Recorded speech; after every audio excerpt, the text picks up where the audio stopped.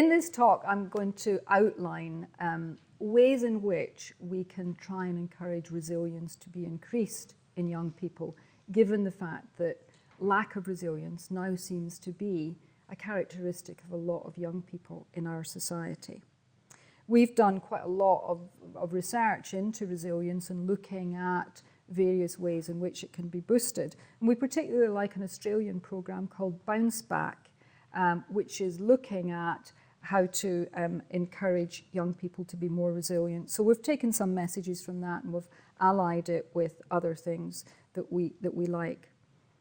Now, the most important thing in understanding resilience is to see it as the ability to bounce back. So if adversity strikes, you're not fatally wounded by it, you're not on your knees as a result of it. I mean, you could temporarily be, but the important thing is that you can get back on course. You can survive that adversity and you can be back on course, and not in a way that is then resolving that you're never going to make a mistake again or fail or whatever. You're still going to be open to learning and change and development. That's a really useful way, I think, to think about resilience. So what are the kind of things that we can do to try and foster that in young people? Well, I think one of the fundamental things that we have to do, and it's what we have to do as adults, is we've got to remember that bad feelings often don't last, can have a purpose, and can actually be useful because they can galvanize us to do things differently. So if we think of the example of the wee girl who's not invited to someone's birthday party, that may well be the case because of something that she's done or her behavior. That is going to be a painful experience for her, but what's going to get her to act differently is realizing that there are consequences to her action. The same would be true of failure. If you fail at something, then that can be quite a negative experience, but it's that negative experience that can then make you resolved to work harder. That is what can actually make the difference for future action.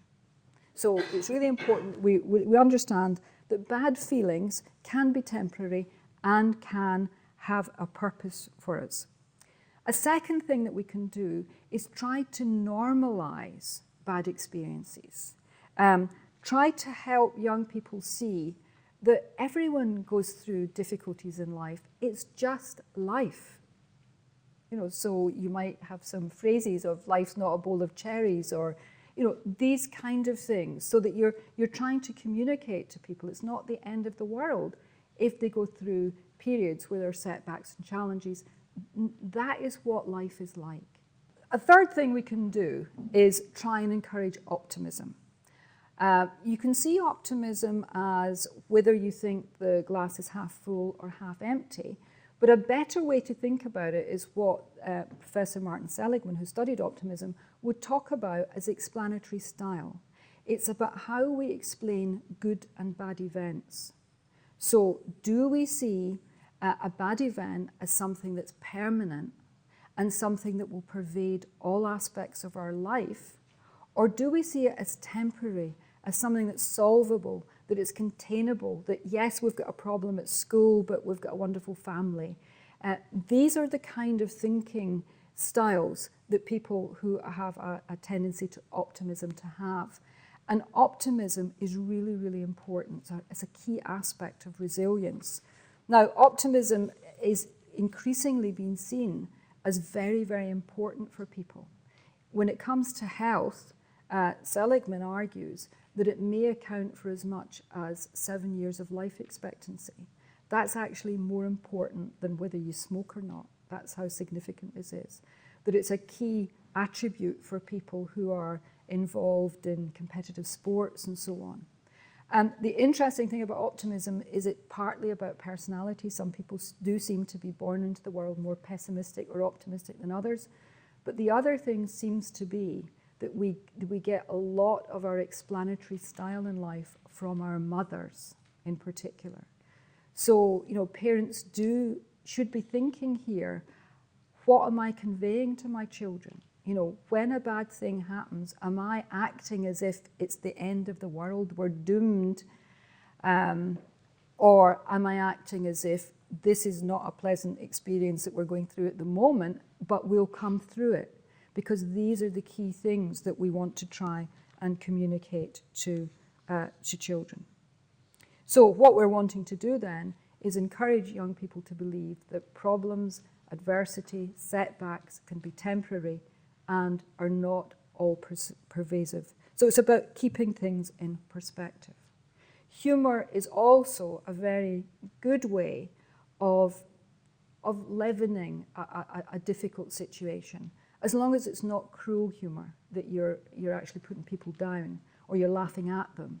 But actually getting people to see the funny side of life can be a really important way of encouraging resilience.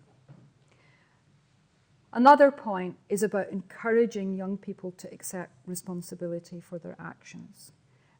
There's a lot of evidence now that there's a growing tendency for young people and for parents to some extent as well not to accept responsibility when adversity strikes or a bad thing happens. And yet it is a key aspect of the learning process. Now, one of the tools in the Bounce Back program that we particularly liked is something they call the responsibility pie chart. Now, you don't have to, draw this out, but it can be useful to keep this in your mind. If your child comes home and let's say that the teachers said that they tripped someone up in the playground, and they're saying they didn't. But it might be useful to get them to think, what were the circumstances? Was it a wet day? Were there a lot of people around that actually that wouldn't have happened if it were a Tuesday, because on Tuesday something else happens? And actually, when bad events of that kind happen, often it is down to circumstances that are outside people's control. You could have done exactly the same thing on another day and it wouldn't have been an issue. So it can be useful to think, to some extent, was that just bad luck? You then might want to think, how much was it other people were responsible for what happened? And I think it can be a useful thing to do. So, a youngster could say, well, we were told to stand there, or, they were running, that other person was running. These are all legitimate things to consider when thinking about responsibility. But it's always useful to get youngsters to accept some responsibility for what went on, even if it's just 10%. Even if it's just saying, I should have anticipated that that might happen. Because this is how we grow and develop. We accept responsibility for things, and then we can take action in the future. If we deny responsibility, we're then cutting ourselves off from a really important part of the learning process.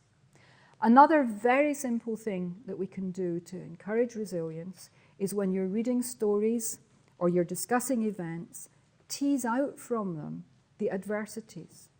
So point out that, this bear is having a really bad day, or that was a terrible thing, but look at the end, it was all right. And you might want to say, what did they do that it meant it was all right in the end?